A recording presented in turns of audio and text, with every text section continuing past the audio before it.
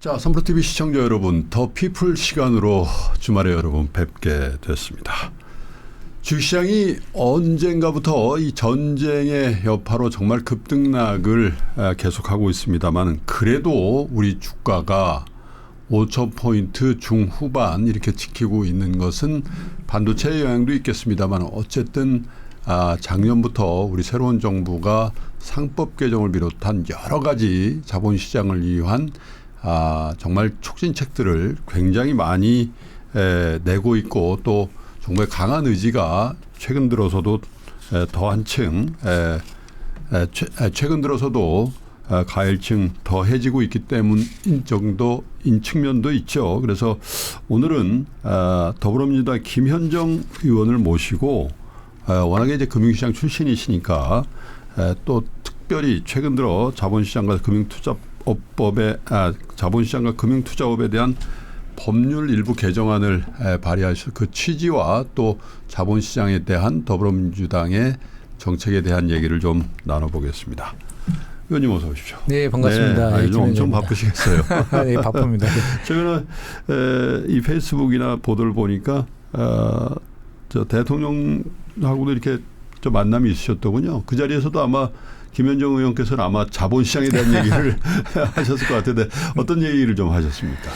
네, 그때 뭐 우리 초선 의원들하고 이제 만찬했었는데 예. 돌아가면서 이제 자기 한마디씩 하는 시간이 있었어요. 예. 그때 제가 이제 자본시장 선진화 관련해서 지금까지 대통령께서 그 의지 가지고 잘 이렇게 해주시고 계시고, 또 우리도 정무위에서 또는 K 자본주의 특위 차원에서 1, 2, 3차 1차, 2차, 3차에 걸친 상법 개정, 배당소득 분리과세 등등으로 입법적인 뒷받침을 해서 PBR도 많이 개선이 되었고, 또 그 이제 주가도 많이 이제 올라왔잖아요. 예. 이제 그래서 앞으로도 더 중요하다. 그래서 이제 뭐 저평가 극복을 넘어갔고 프리미엄 시대로 나아가야 된다는 취지로 말씀드렸고, 그래서 대통령께서 좀 더 계속 지금처럼 의지를 가지고 좀 추진해 달라라고 말씀을 드렸고, 그러면서 제가 최근에 발의한 법안에 관련해서 좀 말씀을 드렸어요. 예. 그러니까 이제 PBR이라고 이제 주가 순자산 비율 있지 않습니까? 그렇죠.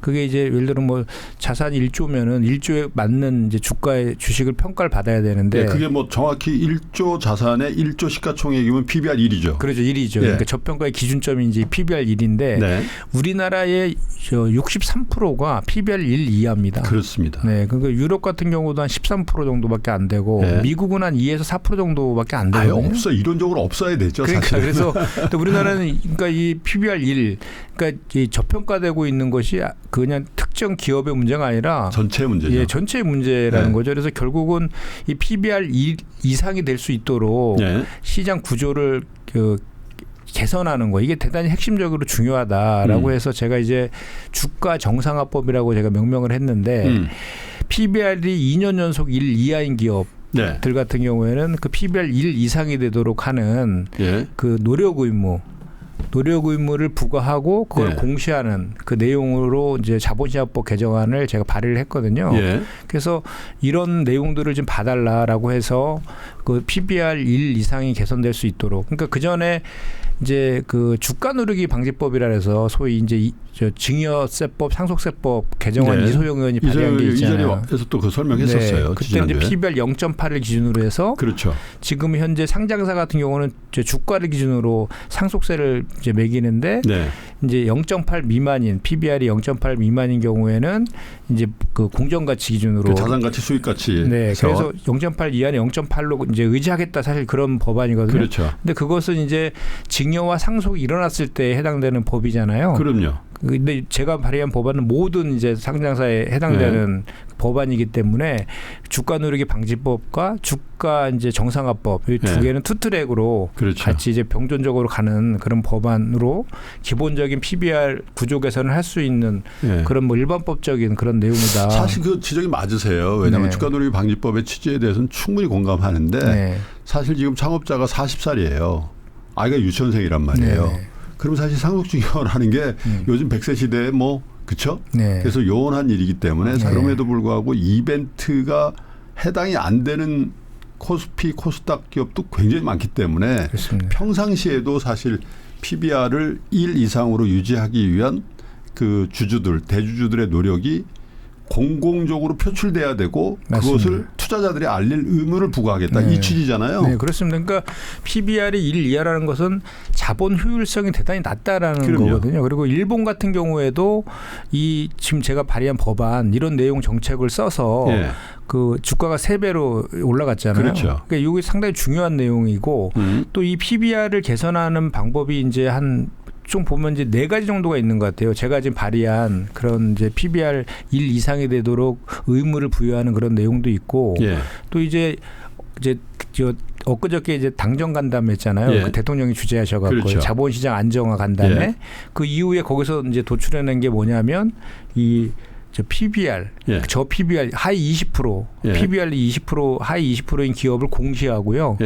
그 주가 상한판이죠. 그 주가에다 빨간색으로 태그를 표시하겠다 해서 네이밍 앤 쉐이밍 해가지고 그러니까 아예 그냥 저 PBR 기업들은 투자자들이 소액 주주들이 알게 하겠다. 그러면 투자 안 하죠, 사실 그거. 그러면 이제 그 기업은 이제 저 PBR 개선하게 노력을 안 할 수가 없죠. 안 그러면 상장을 유지해야 될 가치 자체가 없어질 테니까. 그렇습니다.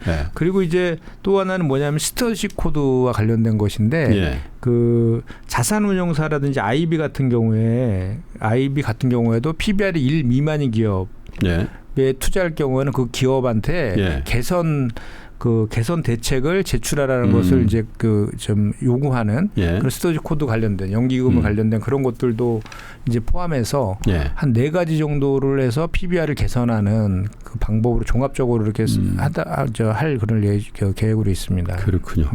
그런 얘기들을 이제 대통령께도 취지를 설명을 드렸고 그러셨을 텐데. 뭐라 하시던가요? 저 좋아하시죠. 근데 저는 놀란 게 제가 그 말씀을 드려서 이 자본시장 안정화 그 간담회에서 이 내용이 추가가 됐는지 모르겠는데 바로 반영이 됐습니다. 그러니까요. 그래서 그러니까 우리 대통령님 같은 경우는 바로 그렇게 그러니까 본인이 이제 어떤 아이디어를 들으면은 이거 괜찮다 그러면 바로 또 그거를 반영을 하시고 지시하고 사실 처음에 하루 차이 아니었어요? 하루 차이였습니다. 저 만찬하신 게 일요일이었습니다. 저는. 일요일이고 그다음에 그럼 며칠 상관이 그건 간담회는 수요일 날 했으니까요. 며칠 상관으로 말씀을 드렸는데 바로 그 간담회 때 그게 의제 설정이 된 거군요. 그렇습니다. 그리고 처음에 사실은 저희가 자본시장 밸류업 정책 그걸 이제 당에서 추진한 계기가 우리가 이제 코스피 5,000특위 만들어서 할 때 우리 이재명 대통령이 당대표 시절이었잖아요. 그렇죠. 그때 이제 금투세가 4년 동안 유예되다가 시행을 할지 또 유예할지 그 관련된 논쟁이 그때 세게 프로에 나오셨잖아요. 그래서 제가 그때 이소영 의원하고 같이 금투세 폐지 쪽 제가 팀장 맡고 해서 외로운 싸움 하셨죠. 디베이트했던 기억나거든요. 그때도 딱 보고 이재명 대표께서 금투세 폐지하자. 그리고 자본시장 선진화부터 시키고 도입하자 이렇게 딱 결단하셨잖아요. 그런 모습을 보면은 이 자본시장에 대한 이해가 정말 깊으신 것 같아요. 이재명 대통령. 본인이 주식을 워낙 예전에 많이 잘하셨고 그러니까 저도 사실은 한 30년 동안 주식을 계속해서 그래서 김현정 의원이 사실 뭐 이런 말씀 드려도 되는지 모르겠습니다만은 국회의원 중에 아마 주식을 제일 잘하시는 분으로 국회의원들 간에는 정평이 이번 상승장에 어떻게 좀 괜찮으셨어요? 저희는 뭐 개별 주식은 살 수가 없으니까 ETF 이제 우리 그 특위 위원들은 전부 다 우리가 저 지수에 우리가 투자를 하는 모습을 보여야 된다라고 해서 제가 좀 권유드린 거잖아요. 맞아요. 대통령님들 사셔갖고 지금 수익률이 엄청 높잖아요. 더불어민주당 전체를 좀 다 해달라고 했더니 나는 아니시고 특위 위원들은 다 하자고 그렇게 됐죠. 근데 이제 최근에 그 중동 사태 때문에 지금 뭐 이란 전쟁 뭐 그것 때문에 주가가 지금 그래도 5,700 그 그러니까 버티는 거 보면 대단하죠. 거예요, 사실.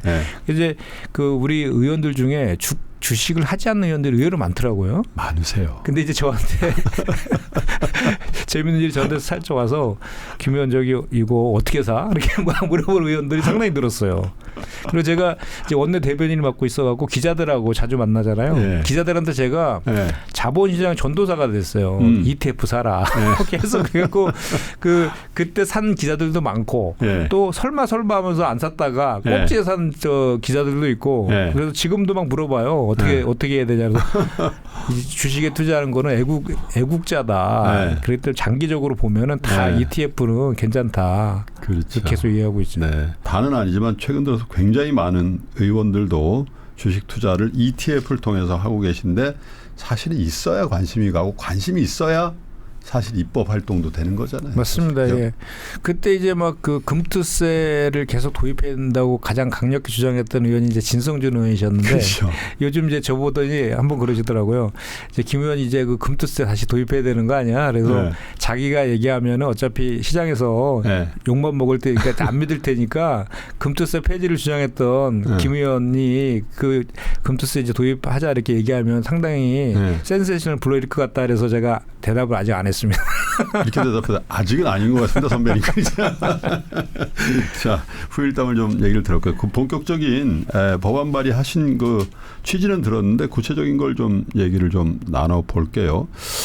그 일부에서 주가 누르기 방지법이 나오고 또 우리 김현정 의원이 발의한 주가 정상화법이라고 했습니다. 주가 정상화법. 네네. 요걸 이제 PBR 기준으로 그 뭔가 강제를 하고 또 세금을 부과하고 뭐 이렇게 하다 보니까 일각에서지만 사실 주가 누르기 없다. 네. 그리고 이게 업종이 그렇고 뭐 이게 뭐 우리 산업 구조 자체가 그런 건데 이걸 인위적으로 어떻게 이렇게 갑자기 부양하냐. 이런 반론도 있죠. 네네. 어떻게 대응을 하세요? 저는 그 주가 누르기가 없다라는 거에 동의하지 않고요. 네. 실제로 제가 저기 이번에 30일 날 처리될 예정인데 그 소위 두산박격 방지법이라는 그 자본시장법 개정안 제가 대표 발의했거든요. 그러시죠. 그때 보면은 두산박격하고 네. 두산 로보티스 간에 합병을 하는데 네. 주가로 하게 돼 있잖아요. 지금. 그렇죠. 그러다 보니까 안지 캐시카우 역할을 하는 우량 1조 이상의 이익을 나는 두산박격에 대한 주가는 누르고 네.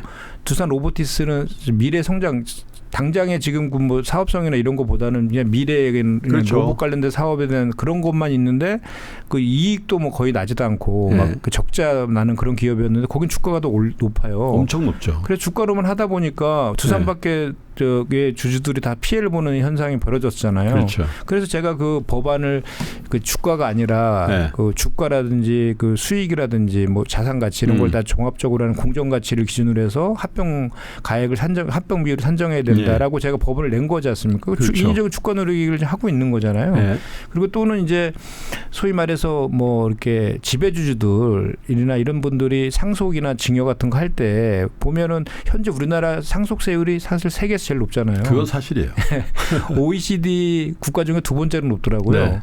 근데 보니까 저희가 50% 아닙니까 최대. 그렇죠. 근데 그 최대 주주 같은 경우는 20%도 할증이 돼요. 할증이 있으니까 60%거든요. 네. 근데 지금 뭐 가장 높다라고 하는 미국도 40%거든요. 네. OECD 38개국 중에 평균이 한 25% 정도 되고 네. 14개국 아예 상속세 자체가 없어요. 그렇죠. 그러니까 기본적으로 주가 누르기를 할 유인들이 분명히 존재하고 있는 거죠. 네, 그건 다 인정하는 바예요. 네, 사실. 그렇습니다. 그래서 그런 현상에 대해서 우리가 부정해서는 안 된다고 보여지고 그리고 특히 이제 뭐 특정 업종 얘기를 좀 하시는 분이 계신데 예를 들어 네. 철강이나 뭐 알루미늄이라든지 보험 네. 이런 데가 같은 경우는 기본적으로 PBR이 좀 낮을 수밖에 없잖아요. 네. 근데 이런 그 PBR이 낮을 수밖에 없는 그런 업종 같은 경우에도 그 이유를 설명하고 공시하는 거죠. 네. 그러면 오히려 시장에다가 우리 기업이 왜 이렇게 PBR이 낮은지에 대해서 설명할 수 있으면은 그건 오히려 기업한테도 좋은 거 아닙니까? 그렇기 때문에 PBR 일을 그 주가 정상화법 관련된 그런 네. 것들이 특정 업체에 맞지 않는다. 이것도 사실 뭐 좀 맞는 논리라고는 보지는 않고 그래서 공시하는 것이 네. 자꾸 무슨 뭐 저 기업의 의무를 강제해서 족쇄를 채우는 게 아니라 기업의 그 상태들을 주주들하고 저 일반 그 국민들에게 알리는 그런 기회의 장이라는 그 인식의 전환이 필요하다는 거죠.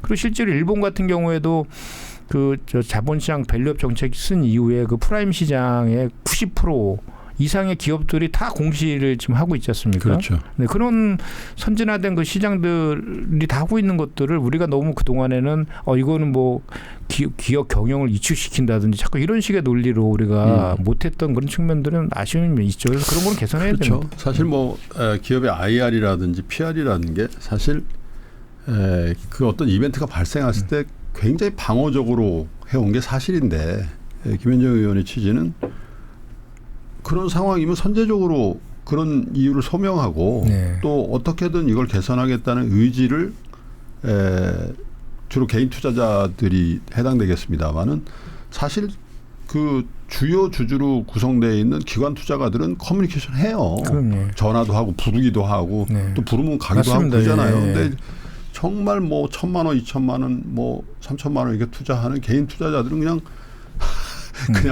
하는 대로 이 사람들은 다 쪼개져 있으니까 이렇게 생각하는 그런 관행이 사실은 IR이라든지 이런 좀 어떻게 보면 방어적으로 해왔던 그 관행을 맞는 거 아닌가 그런 생각이 드는데 어쨌든 입법 조항이 좀 꽤 있을 거라고 보여져요. 네. 왜냐하면 사실 안 하던 거 하려면 불편하고 그렇죠. 네. 설득을 좀 하시고 또 사실은 그걸 그냥 강행하고 밀어붙이는 게 정치는 아니고 잘 지금 이런 방송을 통해서라든지 이렇게 잘 취지를 잘 설명하셔야 될 것 같아요. 어떤 전략을 갖고 계세요?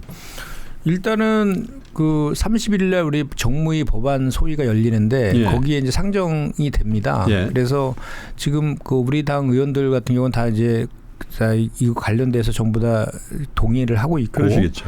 그 야당 의원들 같은 경우에도 뭐 특별히 이렇게 반대를 뭐 아직까지는 대놓고 하지는 않고 있는 그런 상황인데 예. 어쨌든 우리 그 이제 정무위의 상임위원장이 이제 국민의힘이다 보니까 예.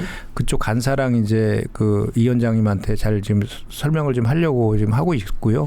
이 취지가 좀 전에 제가 말씀드렸지만 당연히 어찌 보면 당연히 그동안 했어야 될 것들을 하지 않고 있었던 거거든요. 정상화되는 그 과정이고 사실 그 PBR이 우리나라가 기존에 이제 그 우리가 자본시장 밸류업 정책 써가지고 주가가 많이 이제 올라와서 한 0.8에서 한 1.8에서 2 정도까지는 PBR이 올라와 있지만 여전히 신흥국 지수 평균 2.4보다도 낮고 네. OECD 평균이 3.4 뭐에서 4까지 가는데 예. 그거보다 한참 낮잖아요. 예. 그런 그리고 기본적으로 우리나라가 세계 10대 경제 강국인데 주식시장만 이렇게 신흥국 지수에 머물러 있어서는 안 되지 않습니까? 정부도 이제 테스크포스를 만들어서 네. 기업을 중심으로 해가지고 이번에 진짜 필요한다라는 의지 표명을 하고 네. 활발하게 움직이고 있더군요. 아마 올해 상반기 중에 관찰 대상국으로 지정이 될 가능성이 많아 보인다고 해서 그 시점이 되면 미리 선침해가 들어올 수도 있다는 그런 기대가 있어요. 그렇습니다. 그게 MSCI의 그 선진국 지수에 추종하는 예. 그 패시브 자금이라 하잖아요. 예. 그게 전체가 한 그 4조 억 달러인가요? 그 정도 예. 되는 것 같은데. 4조 달러. 예. 그 중에 1%만 들어와도 연 한 70조 정도가 예. 더 우리 이제 외국 자금이 우리 주식시장에 투자되는 그런 효과가 있는 거라서 그것뿐만 아니라 또 이제 그 연기금들에 대한 그 투자. 그렇죠. 지금까지는 연기금이 국민연금이나 뭐 이런 곳에서 코스피에 대한 평가, 코스피에 대한 투자에 대한 수익률만 지금 평가를 했거든요. 예. 근데 지금은 이제 코스닥 시장도 거기에 이제 넣어가지고 벤치마크로. 네, 예. 원래 코스피 100%에서 코스닥도 5%를 넣어가지고 그것도 이제 평가 그 지표로 조금 활용하겠다. 더 넣어야 되는 거 아니에요? 왜냐하면 지금 시가총액 기준으로 9대 1 어간 되잖아요. 네. 근데 코스닥을 5%만 넣는다는 거는 95대 5%라는 거니까 네. 조금 더 진취적으로 해도 될 것 같다는 생각이 그러니까 드는데. 이제 지금 막 시작 단계라서 이제 그렇게 지금 하고 있는 것 같고, 근데 코스닥 활성화 그 방안도 계속 지금 발표하고 글쎄요, 있지 1, 않습니까? 2부로 나누고 또 네. 뭐 독립시키고 뭐 이런 부분들을 네. 당정 간에 협의를 해서 발표가 됐더군요. 네, 그래서 뭐 저 프리미엄 그 시장하고 그 스탠다드 가칭인데 이렇게 두 개로 나눠가지고 프리미엄 최상위 대표 기업 중심으로 지수 개발해서 ETF도 이제 그 도입하겠다. 맞아요. 뭐 이런 내용도 있고 실제로 이제 그 코스닥 시장의 그 독립성을 되게 강화시키는 그런 내용들도 지금은 있고. 거래소가 있고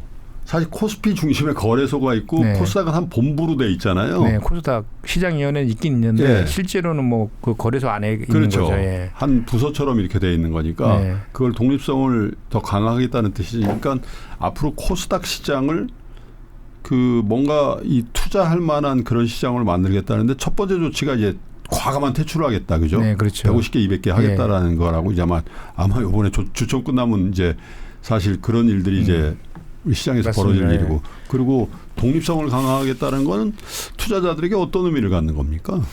아무래도 지금 그 코스피 시장하고 코스닥 시장이 경쟁 체제가 도입되지 않았잖아요. 그렇죠. 그러니까 독립성이 부여되면 아무래도 경쟁 체제가 좀 있을 거고 네. 그래서 김태년 의원께서는 뭐 그 예를 들어서 그 지주사 형태로 해가지고 네. 한국거래소 밑에 코스피, 코스닥 이렇게 자회사로 두는 방식으로 그런 주장도 하고 계신 분도 계시고 아예 네. 코스닥을 분리독립. 독립해서 분리독립시키자 뭐 그런 주장까지 지금 나오고 있는 그런 그 상황이죠. 그래서 그 지금 또 저희가 이제 코스피랑 코스닥도 있지만 코넥스 시장도 있지 않습니까? 근데 거의 지금 의미가 없어요. 코넥스 시장이. 거기가 지금 거의 뭐 죽어 있잖아요. 거래가 거의 없으니까 그 시장으로서 기능을 지금 못 하고 있다고 봐야죠, 사실. 그래서 그 이제 코넥스 시장이 인큐베이팅 기능도 활성화시키겠다라고 이제 엊그저께 발표를 했었는데, 그래서 어쨌든 코넥스 시장이 인큐베이팅 기능도 좀 활성화시키고, 그다음에 이제 그 코스닥 시장에서 맞춤형 기술 특례 상장이라 해서 지금은 그 AI라든지 우주 에너지 분야만 거기 기술 특례 상장의 대상이었는데, 바이오 뭐 이런 것들. 그걸 확대시켜 가지고 6개를 추가 더 해가지고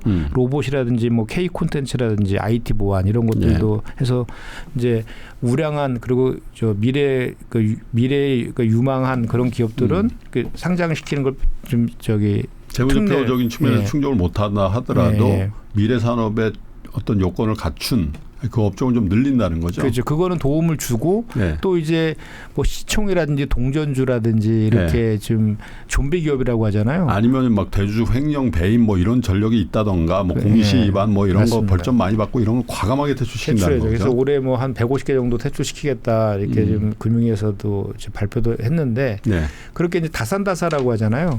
그렇게 이제 기술이나 특례 기술 같은 게 있는 잠재 유망한 그런 업종 같은 경우에는 저기 상장을 도와주고 또 이렇게 그 좀비 기업 같은 경우는 상장 폐지를 통해 가지고 이 코스닥 시장의 건전성을 이렇게 전체적으로 올리는 그게 좀 필요하긴 하죠. 사실 애초부터 그거 했어야 되는데 사실 너무 많이 지연돼 와서 사실 코스닥 시장에 투자하는 우리 개인 투자자들도 하긴 하는데 여기서 뭐 대박 그게 굉장히 투기적인 양세가 되는 거죠. 그죠? 투기적인 기대를 하고 뭐 삼성전자 하이닉스 사면 야 10년 20년 갖고 있자 이런 생각을 막 하는데 코스닥 기업 사가지고는 바로 좀 오르면 바로 팔고 나와야 된다 뭐 이렇게 하니까 인식이 그죠? 이제 코스피 2부 리그 같은 인식을 좀 갖고 있어요. 그래서 코스닥 시장도 1부 2부 그죠? 프리미엄 스탠다드 이렇게 나눠가지고 일단 코스피 쪽으로 이전 상장은 제도적으로 좀 막아야 될 것 같아요. 여기서 뭐 투자자들이 키우면 다 코스피 가고 그죠? 그래서 기본적으로 뭐 그 기술 특례하는 그 기업들 같은 경우는 코스피 시장으로 이렇게 가는 거를 좀 일시적으로 좀 제한한다든지 뭐 이런 것도 방법일 수 있습니다. 그러니까요. 그 아까 그 법안으로 다시 돌아가서 이 법을 이제 시동을 거셨는데 그럼 언제 정식 법안으로 본회의 통과가 되고 그리고 기업들이 통과가 되면 이제 의무가 되잖아요. 언제쯤 되는지 그 로드맵을 좀 말씀해 주세요. 일단 이번에 이제 3월 31일 날 법안 소위가 열리는데 거기에 지금 안건으로 상정시켜 달라고 제가 요청을 지금 한 상태이고요. 거기서 법안 소위 통과되면 이제 4월 1일 경에 전체 회의를 열어서 이제 상임위가 통과되면 법사위로 넘어가니까요. 그렇게 되면 뭐 그 상반기 중에도 충분히 이 통과가 가능할 것이라고 기대는 하고 있습니다. 올해 상반기. 올해 상반기라니 뭐 한 3개월 정도 남았으니까 올해 하반기에는 진짜 그런 공시가 나오는 걸 볼 수 있겠네요. 그리고 지금 사실은 그 뭐 여야 관계가 뭐 개혁 법안이라든지 또 이런 것들 때문에 많이 대치 국면에 있어서 지금 오늘도 지금 필리버스터 이번 1월까지 필리버스터를 지금 국민의힘에서 하고 있는데 지난번에 상임위 배분을 할 때 국민의힘이 여당이었거든요. 그래서 경제라든지 외교라든지 국방 이렇게 국정 운영과 밀접한 관련 있는 상임위들을 다 국민의힘에게 배분을 했거든요. 그 대표적인 게 이제 우리 정무위라든지 산자위라든지 기재위, 외통위, 뭐 그 국방 이런 데를 다 국민의힘이 했거든요. 근데 이제 저희가 여당이 됐잖아요. 2기가 곧 출범하죠, 이제. 6월 1일부터 합니다. 국회의장 새로 뽑고 그죠? 그렇습니다. 그러니까 몇 달 안 남았죠. 이제 2달 정도 남았는데 그때 되면 이제 이런 상임위들이 이제 정부 우리가 여당이 됐기 때문에 저희가 이제 위원장을 맡을 가능성이 높거든요. 그렇게 되면 아무래도 이제 자본시장 관련된 정말 제가 대표 발의한 게 많거든요. 근데 처리 안 되고 지금 그렇군요. 묵혀 있는 게 많거든요. 그런 것들을 많이 이제 할 수 있고 또 제가 최근에 또 대표적으로 발의된 게 대통령님이 또 관심 있는 부동산 정상화 관련된 부동산 감독원 설치법도 제가 대표 발의했는데 그건 국민의힘에서 계속 반대해서 지금 아예 뭐 논의조차 안 되고 있는 상황이거든요. 금융감독원이 있고 부동산 감독원이. 그렇습니다. 그걸 대표 발의하셨어요? 저는 자본시장에만 관심이 있으면 부동산 하기만 그게 다 연결돼 있잖아요. 연결된 그러니까 거죠, 사실. 제가 사실은 지난번에 그 금융위 설치법이라고 네. 왜 그 저 금융위 폐지하고 금감원을 저기 금감이랑 금소원으로 쌍봉체계로 이렇게 분리하는 그 법안 있잖아요. 그거 제가 대표 발의했었고 국정 과제로도 채택이 됐다가 거의 99% 갔다가 막판에 뒤집어졌잖아요. 지금 그 아쉬움이 여전히 남아 있는데 또 이제 이번에 또 이제 부동산판 금융감독원인 부동산 감독원법도 제가 이제 우리 그 저기 총리실 산하 그 법안이 총리실 산하에 두거든요. 그래서 총리실이랑 같이 논의해갖고 같이 만든 법입니다. 네. 아니 근데 대변인도 하시고 TV 틀면 굉장히 많이 정치 프로에도 많이 나오시고 그 원내대변인 하시고 또 당대변인 겸하고 계시잖아요. 그죠? 당은 이제 대협력위원장을 겸직하고. 그러니까 그래서 굉장히 당무도 바쁘시고 지역구 의원이시잖아요. 어디시죠? 저 평택시 병입니다. 거기 또 삼성전자 그쪽이네요. 그죠? 삼성전자 저희 지역구는 아닌데 바로 옆에 있습니다. 옆에구나. 근데 어쨌든 굉장히 바쁘실 텐데 보면 이 자본시장에 관련된 법안 제조기에 가까울 정도로 법안 말을 많이 하세요. 그게 이제 어떻게 보면 그런 거가 제가 이제 금융기관 출신이잖아요. 한 30년 이제 직장 생활 하고 들어오다 보니까 현장에 있는 울분들을 제가 좀 많이 정서적으로 알거든요. 그러니까 제가 뭐 이렇게 그 법률이나 또는 뭐 이렇게 지식적인 측면에서 뭐 이렇게 전문가적인 그런 뭐 교수님처럼 그런 수준은 아니지만 요게 현장에서 자본시장에서 필요하다라는 느낌은 누구보다 제가 많이 알죠. 제가 왜냐하면 또 금융 쪽에 오래 했으니까 또 채널들이 많으시겠죠. 이런 거 해야 된다는. 그럼요. 그죠? 그러니까 제가 이제 금융노조위원장을 했었잖아요. 그러시죠. 그때 증권사들이 다 저희 소속이었거든요. 그리고 거래소도 저희 소속이고 금융감독원도 저희 소속이었습니다. 한국은행도 그렇고. 거기에서 지금도 후배들이 의원님 이거 해야 됩니다. 많이 얘기하거든요. 그래서 이렇게 들어보면 거기서 아이디어를 정말 많이 얻어요. 그래서 우리 정무위원들이 가끔 놀라죠. 이번에 PBR 1 관련된 이 법안도 사실 그 전에 당연히 했어야 될 것들인데 그렇죠. 놓치고 있었던 거였거든요. 하긴 저는 기억이 남는 게 지난번인가 저희 인터뷰를 한 2번 한 것 같은데 깜짝 놀랐잖아요. 저는 국회의원이 된 게 자본시장 때문에 된 거고요. 저는 의원직은 여기에 걸 겁니다. 지역구 의원이 이런 얘기를 해도 되나 그런. 그게 왜 그랬냐면 제가 그때 그 산별노조 위원장 할 때 증권사 객장에서 자살하는 증권사 직원들도 있었어요. 많이 있었어요. 그리고 그 구조조정하고 전부 다 그 증시 때문에 증시가 너무 안 좋으니까. 그래서 특히 이제 우리 증권 노동자들 같은 경우에는 성과급 비율이 되게 높거든요. 기본급은 낮고 그렇죠. 그런 체에 되면 그 주가가 안 좋으면 주식시장이 안 좋으면 그렇죠. 그 급여가 확 줄어요. 그러니까 생존권과 관련된 문제이거든요. 이 저 주식 그 주가 상승이나 이런 것들. 요즘 아주 후배들이 좋아하시겠어요. 제가 거의 영웅이 돼 있습니다. 정말 좋아합니다. 정말 좋아하고 그리고 또 본인들이 한 의견들이 반영이 되니까 그 전에도 사실은 뭐 그 불법적 공매도라든지 뭐 이런 것들도 항상 기울어진 운동장 얘기하면서 그렇게 울분을 했지만 우리 정무위에서 처리를 했거든요. 불법적 공매도 관련된 그 법 개정 여야비로 처리도 했고 또 그 넥스 트레이드라는 그렇죠. 시장도 저희가 작년에 통과시켰잖아요. 아침 8시부터 하고 밤 8시까지. 그것 때문에 거래량 엄청 늘었잖아요. 그것도 주가 상승을 이끄는 큰 역할을 좀 하고 있는 거죠. 증권에서 후배들이 좋아하는 게 아니라 증권에서 경영진이 좋아해. 왜냐하면 그것 때문에 경영이 엄청 좋아졌잖아요. 그래서 이제 뭐 거래소라든지 이제 금융기관들이 이제 금융 포럼 같은 거 하면 제가 그 섭외 1순위라고 하더라고요. 그래서 그 법 중에 제일 큰 게 어쨌든 상법 개정 1, 2, 3차 그죠? 네, 맞습니다. 어때요? 그 3차까지 이제 그 자사주 의무 소각까지 했는데 자사주 의무 소각에 나서는 대규모 재벌 계열사들 기업들이 지금 많이 나오고 있더군요. 맞습니다. 그런 걸 법안을 주도적으로 이제 발의하시고 이제 통과시키는데 기여하신 김현정 의원이 보시기에 시장의 반응 또 어느 정도 성과가 있다고 자평을 하고 계세요?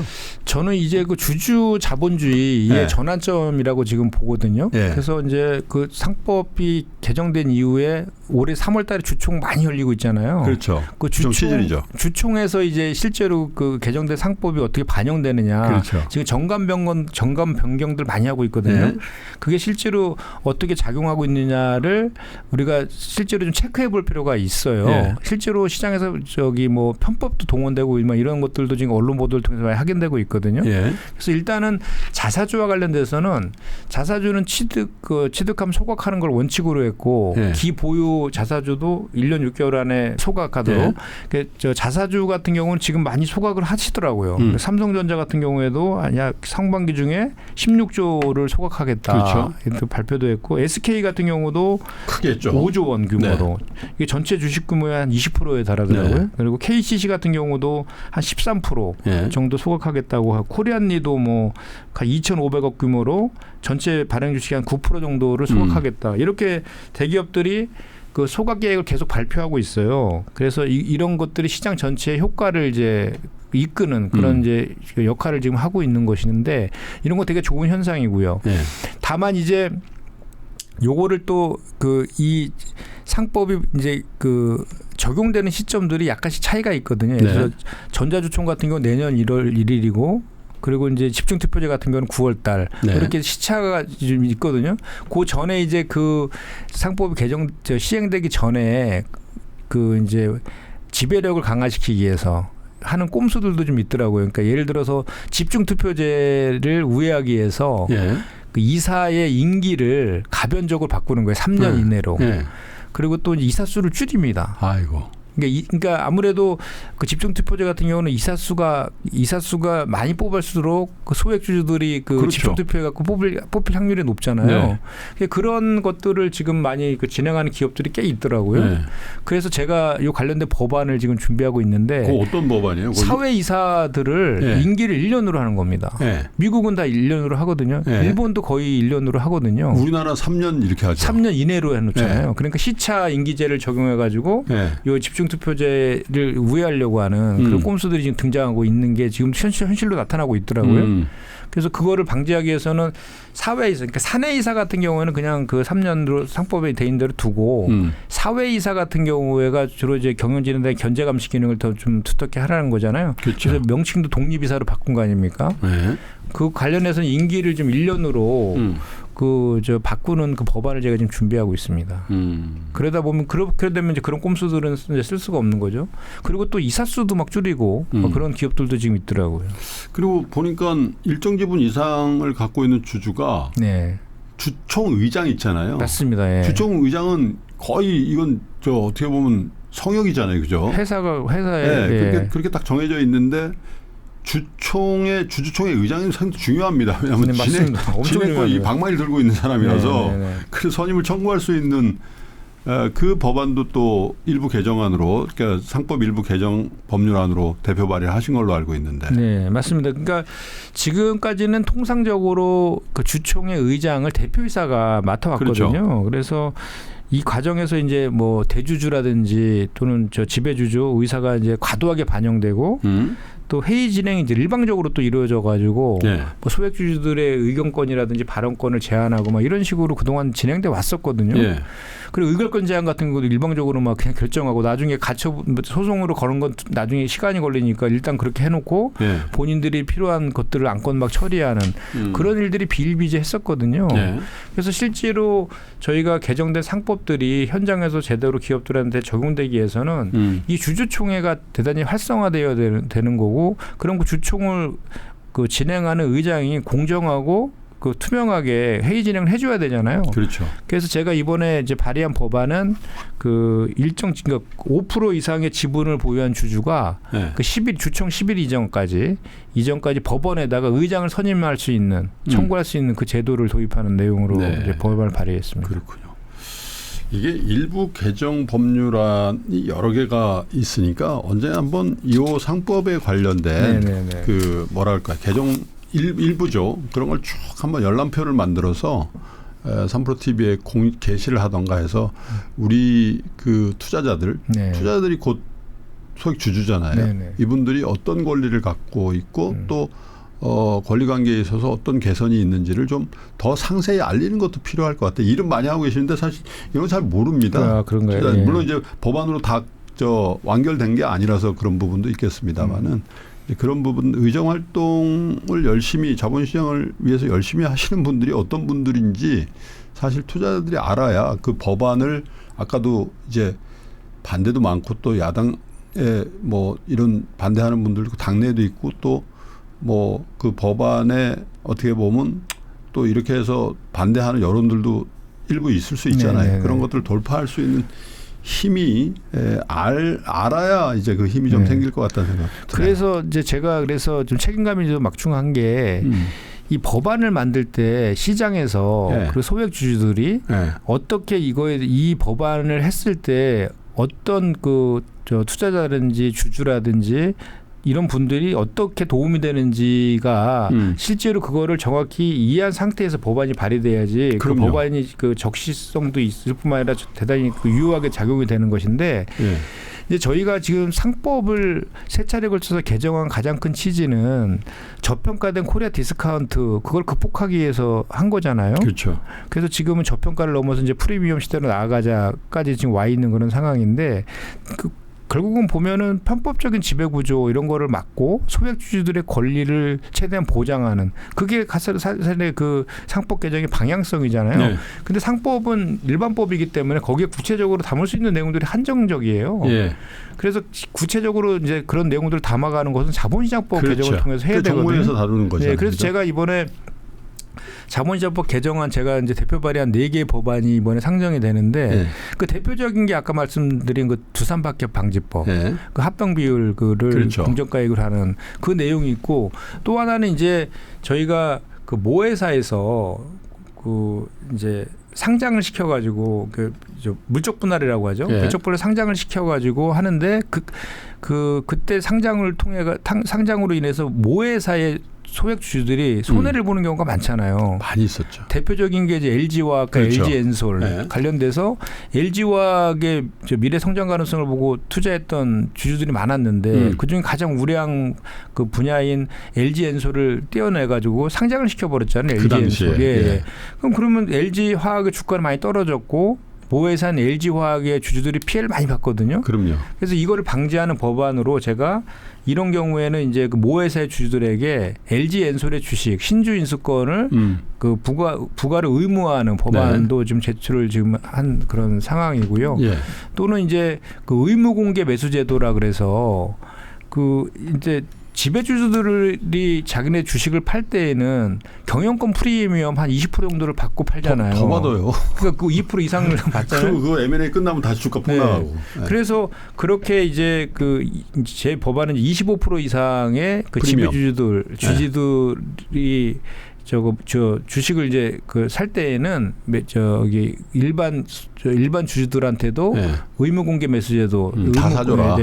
저는 100%로 했습니다. 100% 의무 공개 청구를 하더라도 100% 그 중에서 뭐 실제 청구 안 하는 소액주들도 있을 거기 때문에 저는 100%로 했는데 그 법안들 뭐 50% 플러스 1 뭐 이런 법안도 있고 근데 저는 100%로 했고요.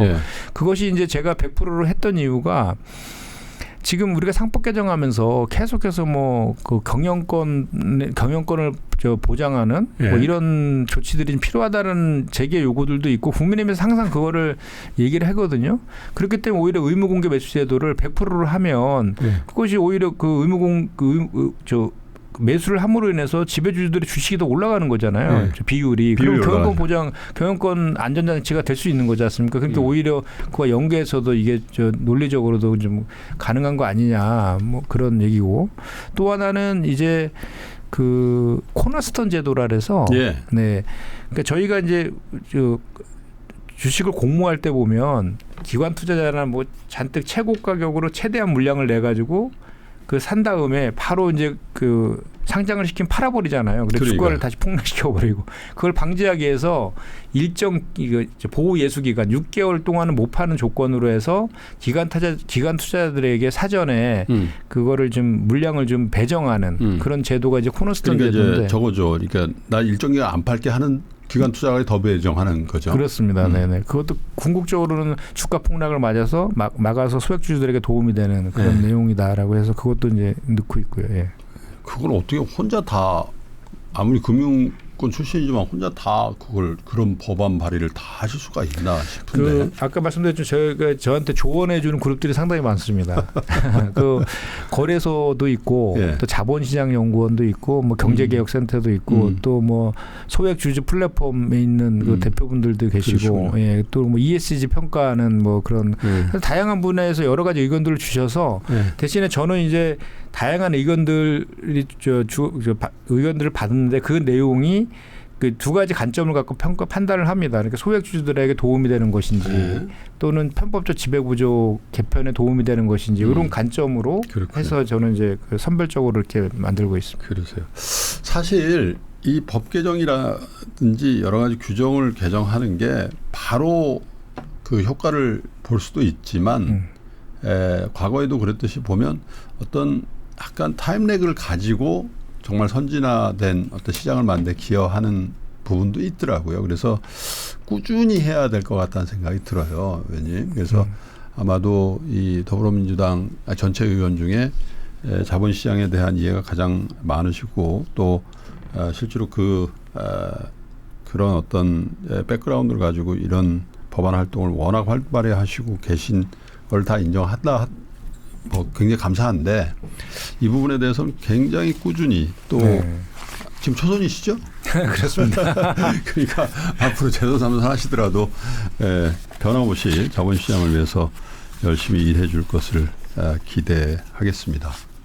네, 아이고 고맙습니다. 네, 뭐 마지막으로 뭐 한 말씀 하실 게 있으면.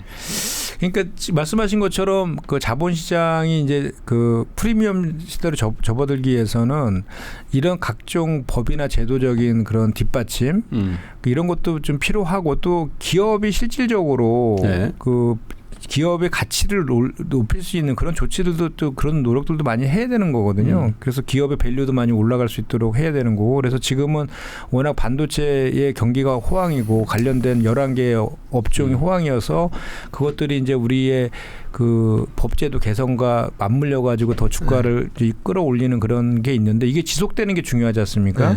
그렇기 때문에 아까 제가 주가 정상화법도 발의를 한 것이고 앞으로는 그 스트레이지 코드가 상당히 중요해질 것 같아요.